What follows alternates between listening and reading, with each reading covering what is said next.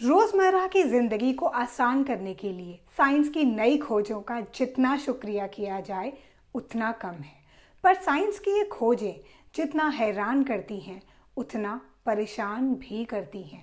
अब देखिए ना, कोविड महामारी और असला बारूद भी साइंस की ही देन है, जिसकी वजह से आज जगह जगह विश्व में तबाही और युद्ध हो रहा है।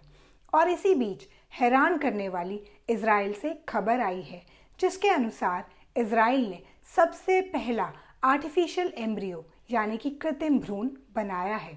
नमस्कार दोस्तों, मैं हूं कनिका कपूर चौधरी और आप मेरे साथ देख रहे हैं पहले आर्टिफिशियल एम्ब्रियो यानी कि लैब में बनने वाले इस पहले कृत्रिम भ्रूण की प्रक्रिया। जी हाँ, और अगर आप सोच रहे हैं कि इसे आर्टिफिशियल क्यों कहा जा रहा है, तो वो इसलिए कि ये लैब में बिना स्पर्म या एग या फिर फर्टिलाइजेशन प्रोसेस के बना है। तो बने रहें इस वीडियो के अंत तक और जानते हैं इस आर्टिफिशियल एम्ब्रियो यानी कि कृत्रिम भ्रूण को बनाने की प्रक्रिया के बारे में।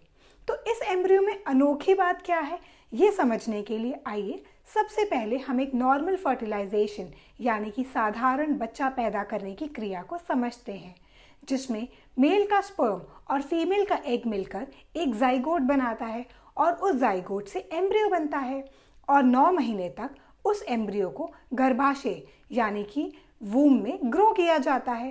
पर इस रिसर्च की खास बात यह है कि इसमें कोई एग या स्पर्म इस्तेमाल नहीं किया गया, बल्कि इस सिंथेटिक या आर्टिफिशियल एम्ब्रियो को बनाने के लिए एम्ब्रियोनिक स्टेम सेल्स का इस्तेमाल किया गया है।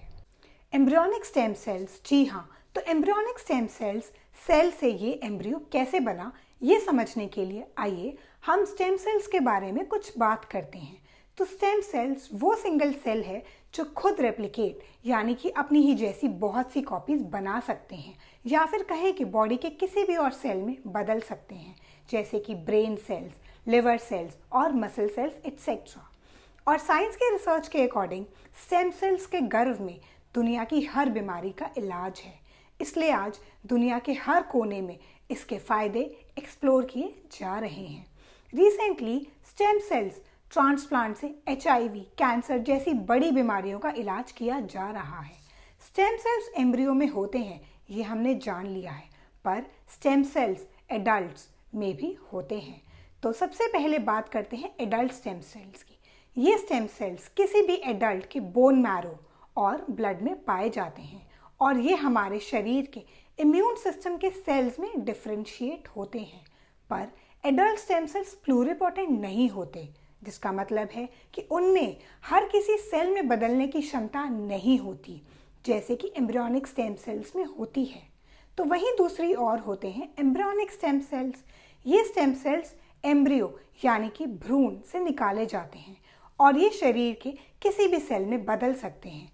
IVF तकनीक में जब लैब में एग और स्पर्म को मिलाकर एम्ब्रियो बनाया जाता है, उसी समय इन सेल्स को निकालकर सेव कर लिया जाता है फ्यूचर के लिए, यानी कि फ्यूचर में काम आने पर ये heart cells, muscle cells, kidney cells जैसे किसी भी और सेल में रीजनरेट हो सकते हैं।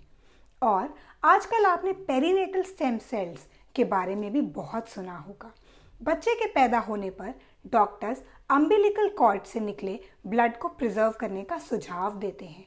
जी हाँ, इन्हें बेबी स्टेम सेल्स भी कहते हैं, क्योंकि उस ब्लड में अधिक मात्रा में स्टेम सेल्स होते हैं जो फ्यूचर में किसी भी बड़ी बीमारी के होने पर बच्चे के इलाज के लिए इस्तेमाल किए जा सकते हैं। तो यहाँ तक हमने ये समझ लिया है कि स्टेम सेल्स क्या होते हैं और वो किसी भी टिश्यू या ऑर्गन का आकार ले सकते हैं।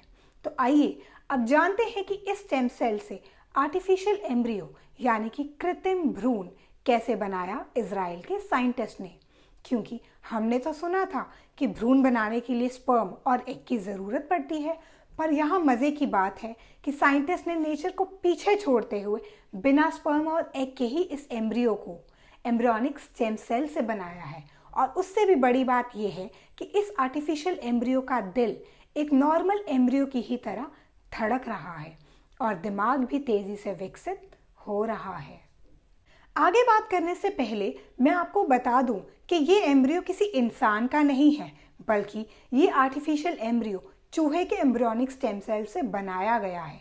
तो सोचिए कि स्टेम सेल्स में ऐसी क्या चीज़ है कि एक सेल से ही पूरा जीता जागता शरीर बन जाता है। पर रुकिए, ये रिसर्च आबादी बढ़ाने के लिए नहीं की गई, बल्कि इस रिसर्च के ज़रिए बहुत से सवालों के जवाब हमारे साइंटिस्ट को मिल सकते हैं। जैसे एम्ब्रियो का विकास किस तरह से होता है कि वो पूरे शरीर में बदल जाते हैं, क्यों कुछ एम्ब्रियोज अनहेल्दी प्रेगनेंसी में जल्दी ही खत्म हो जाते हैं, और सबसे बड़े फायदे इस रिसर्च के होंगे टिश्यू और ऑर्गन ट्रांसप्लांटेशन के सेक्टर में, जिससे ऑर्गन ट्रैफिकिंग यानी ऑर्गन्स को बेचने की चोरी भी कम हो सकती है और मासूम बच्चों और बेजुबान जानवरों पे की जाने वाली रिसर्च भी कम हो सकती है। पर 14 डेज से ऊपर के लैब में बने इस एम्ब्रियो पर रिसर्च करना एथिकल नहीं है।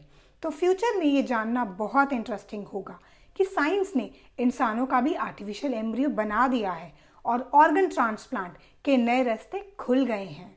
इसके अलावा एथरम नामक क्रिप्टो करेंसी के फाउंडर ने इलॉन मस्क के साथ मिलकर सिंथेटिक वूम के फायदे भी खोज लिए हैं। जो भी हो, हम उम्मीद करते हैं जब भी ये रिसर्च हो मानव की भलाई के लिए हो, क्योंकि साइंस के अजीब एक्सपेरिमेंट्स तो मूवीज़ में हमने बहुत देखे हैं। तो इसी सोच के साथ मैं आपसे यहाँ विदा लेती हूँ अगली वीडियो तक और साइंस की नई खोज की तलाश में। तब तक के लिए नमस्कार। Kanika Kapoor Chaudhary signing off for the day.